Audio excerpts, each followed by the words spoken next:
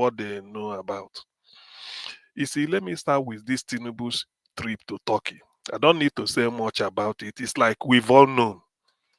It's just that he was pushed on the recommendation of Gumi. So if you don't have the inkling that the terrorists are in control, or they are seeming to be in control, this is what is it called? This is something like a window into what is happening. But then, what options do we have? If you ask me, as Nigerians, we don't really have options. We don't. But they say God help those who help themselves. At the same time, God help those who cannot help themselves too. Yes. The way it is, I think Nigeria is a country that where we can help ourselves in terms of providing a bulwark against this Islamization. Is Sharia. That's what they want to bring. Before I get to the other one, somebody told me, he said their game plan. Well, everything is a game. Or if I say one, I will scare people. Just the game plan is make sure that northeast, northwest, which they've gotten, and north central by displacing the Christians and putting them in permanent, or their wish is to put the Christians in the middle belt permanently in IDP camp so that they will take it. But that is not completed yet. All these economic measures, bringing in these banks. In fact, I don't. There are a lot of conflicting. Bringing in these banks, mining gold in Zamfara, selling it and keeping the money, because it's not being so. We don't see the money as part of national oil, national cake. So keeping the money is to build up. Maybe like somebody said, the banks are fully capitalized. In fact, some of them might maybe be having assets bigger than Zenith Bank, our own. They are so that the money will be there. And then the type of way they want to use it is maybe as they are giving you loan, the loan might just be. I think they say normally Islamic bank, they charge interest or they charge all those. So it's like a skook bank or skook loan, they call it, Jais Bank and all those ones. So when you are taking this, like the Indibo will say, Oliramu ebini, jibi ugwo. In other words, when you eat the scrotum of an elephant, you have a debt to pay to elephantiasis. Don't ask me how that one come out, but that is what it means. So when you now, this is the game plan. Now, part of this thing is that in terms of territory, they feel that they've getting the north, or more or less why they're insisting on Sharia, Sharia, Sharia. The fear is that if you don't want it, the people may say you to come down, go down south, where Christianity, this, so that the north will not be their play field, like it has always been. And take note of the fact that there are at least 6 terror groups that have taken address in Nigeria. ISIS, Islamic State of Iran and Syria. ISWAP, Islamic State of West African Province. Boko Haram, that is the landlord before that one started coming. Then you have El Shabaab, the one that operates from Somalia. That's why Israel went and carved out a place called Somaliland to be able to deal with those people. They are in Nigeria. And they are also an offshoot of Hamas. Remember, they've accused Turkey of fueling, bringing insurgency into Nigeria and then shipping arms. Then you have Miyeti Yala. You have Achad, ACHAD. Then you have Lakrawa. These are facts. So knowing that, that's why they've now gone to Kwara. Kwara is like the interface. Kwara State is like the interface of the down south and up north. So they just use Kwara as a buffer zone to come there. The intention is to make sure they penetrate Yoruba land. Though some Yorubas are Muslim, I agree, but whether it's 50-50, I don't know. So they will penetrate Yoruba land on this instance of Islamic religion. Sometimes I used to hear that they want to introduce Sharia law in Ekiti. People say no. They say you can only apply for this. They think I had a debate sometime. But the thing about it is that you can't compare a Yoruba Muslim and the typical far north of Hausa Fulani Muslim, because the Yoruba Muslim, no matter what, will enjoy free education and be educated. We know it. So they can't compromise there because of Islam. They don't need educated. So the tension will be to get down there, gain ground. Remember, a lorry is also a Fulani playfield. So when they get down there, gain ground. And again, one important factor, they know they change the man. The secretary or something like a Supreme Council of Islamic Affairs, somebody, Adegbite, I don't forgotten the man. They normally tie this their something. He's a Yoruba man. I forgot. For a long time, I need to occupy that post. Then they do election. So they use him as a Sultan is the head. They use him as a penetrating this thing. Now, there was a time they had something like a disagreement. A disagreement in the sense that some Yoruba Muslims felt that, I read about it, they were challenging the Sultan and said, after all, there's nothing that says in the Quran that the Sultan is the head of the Islamic religion in Nigeria. Now they just stay there by your power. That why can't they? Are they not Muslims? So, their game plan is to come down there. The moment they are well established in the Yoruba land, they know that the bottleneck, the people when go green at the southeast, then go begin shell the southeast until they they succumb. These are the danger. Then southeast, south, then keep going because the Islamic population, Muslim population in south is scanty, in southeast almost scanty, if at all there. So this is the game plan.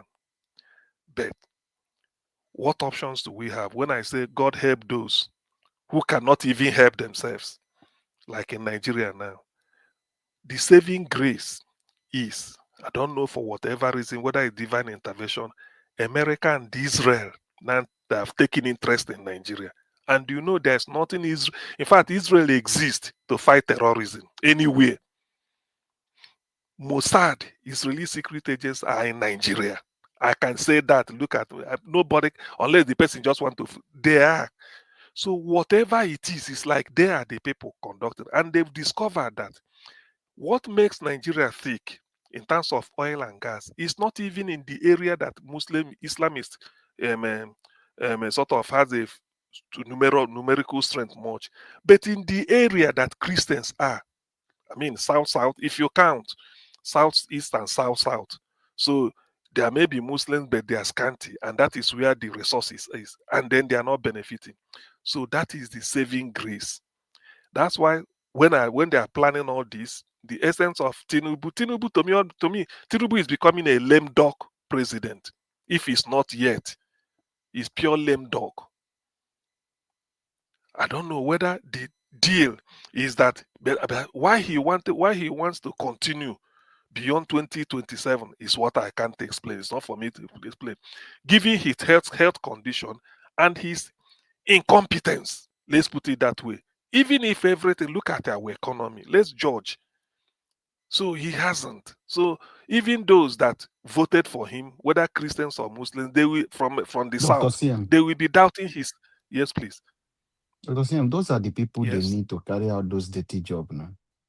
They need people like But him. you see, mhm. So that's why I'm saying, thank God this thing came in. Thank God America and Israel are now taking interest because they are not there. They are long there for the long haul, and they know. And also, somebody said, which I know because I'm trying to analyze most of this news. So some of these things, there is no, let me say, what is it called? One side fits all, one key you will take and know. This it's a web of complicity that is going on in Nigeria. From so many angles. America want to deal with China to cut them to size because they are the greatest rival now to US in terms of economy, but not military per se. How do you do it? You cut off their oxygen. Part of the illegal mining going on in the north is being sponsored by the Chinese. So that if there's insecurity, people will just be going, they will be doing what they are doing and then buying. And China buys it. Even the oil is stolen. So America noticed this and they now want to come in the fight of fighting insecurity to get rid of it. And then, that's what happened also in Venezuela because China buys almost 90% of Venezuelan oil. So it's like the world looks to China now for production. It's the industrial capital of the world now. Industries in China, not really owned by Chinese. So there are a lot of waiting. But where Nigeria is being caught into this is that the Nigerian case is the fact that they want to use this Sharia as a small screen to make sure that the Nigeria, like somebody said before, and it is true, we should to be emphasizing this. Countries like Turkey and Lebanon, they were formerly Christian countries. Turkey, you are seeing today that we are talking Muslim, they were formerly, just like imagine Anambra is a Christian state. You will now say in the next story, it said, Anambra used to be a Christian state, or Akwa Ibom. You now hear that Akwa Ibom is a Muslim state. You will be shocked. So this is the pattern they are using. So where the option we only have, or this thing is that thank God for a force like America. I always say America is a force for good. I'm happy that at least they've now taken interest. What if they are not interested? Can you imagine after bombing Sokoto, yet they still have the courage to continue what they are doing, the audacity to even in the face of what some people should have said no because they felt that they also have their own war chest. But how it will pan out, this is a developing engagement. So as it comes, we look at it. But what I know is that Nigeria is entangled in a very big web. Now, which brings me to your question because somebody sometimes make it. Can P2B handle this? To be honest with you, I don't think he can, unless maybe from day one he makes it like he signs a defense pact with a country like Israel that don't want to hear anything terrorism and the US. Unless that, although people may cajole him that I want to sell out. No, no, no, no, no. You have to defend. Assuming he is there, and that is the only option. You make it open that Nigeria will sign a military defense pact with Israel.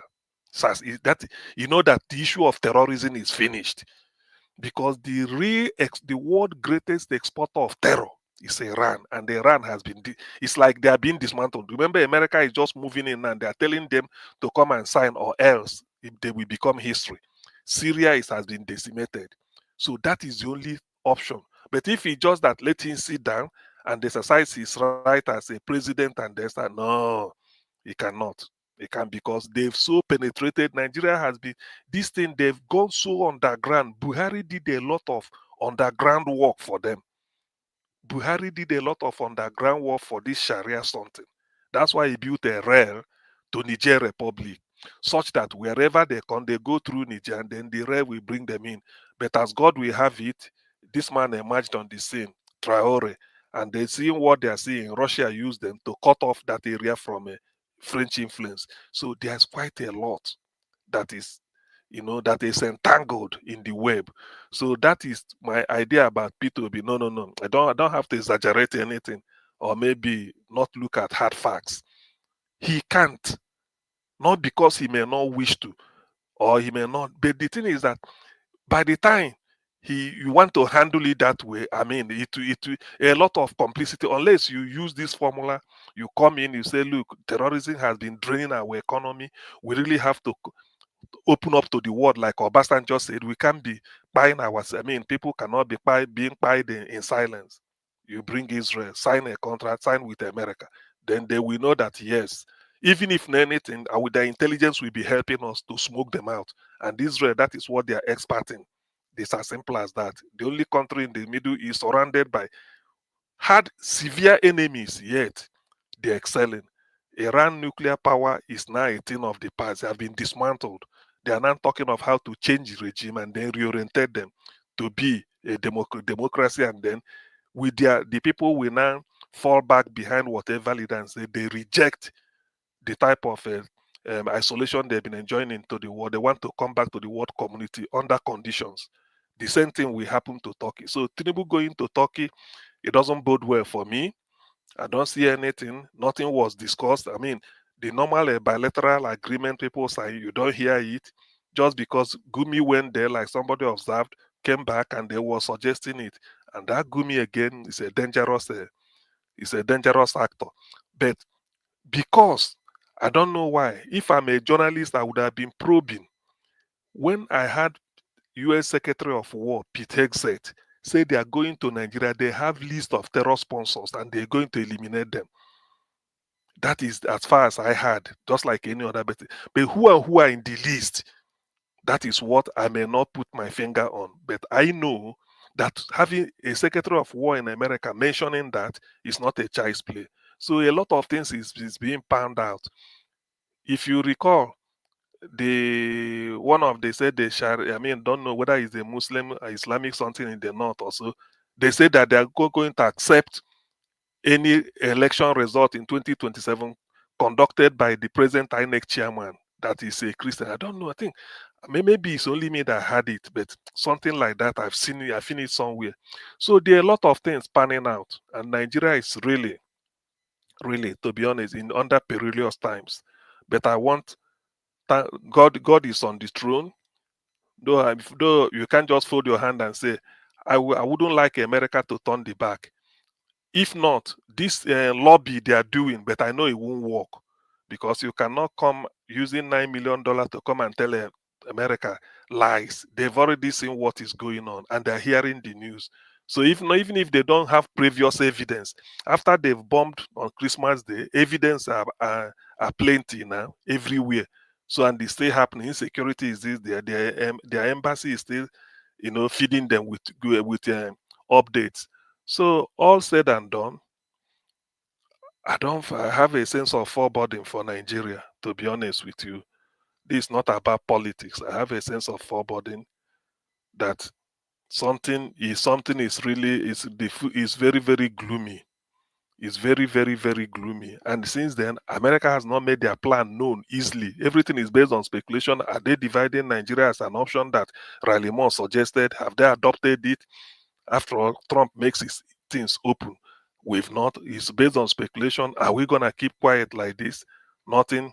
Tinubu, now, he was in Turkey collapsing. National grid in Nigeria collapsed. So who effectively is in charge of Nigeria? It's impossible to tell. So a number two man that is there is more like a Boko Haram satellite, an insider into the government. He can't change. So all these things I just complicate a lot of things, and then corruption is going on. People are stealing money without blinking an eyelid, and nothing is now, nothing is working. So the thing is really, really, really, really, in fact, it's messy, serious, but severe too. So it's very messy. That is the way I just my own. I'm putting everything together. I wasn't just particular, but all these things are really. It does not bode well for Nigeria. Let me just stop there for now. Maybe next time I talk about what is happening in Anambra State. A show of shame, anyway. Thank you.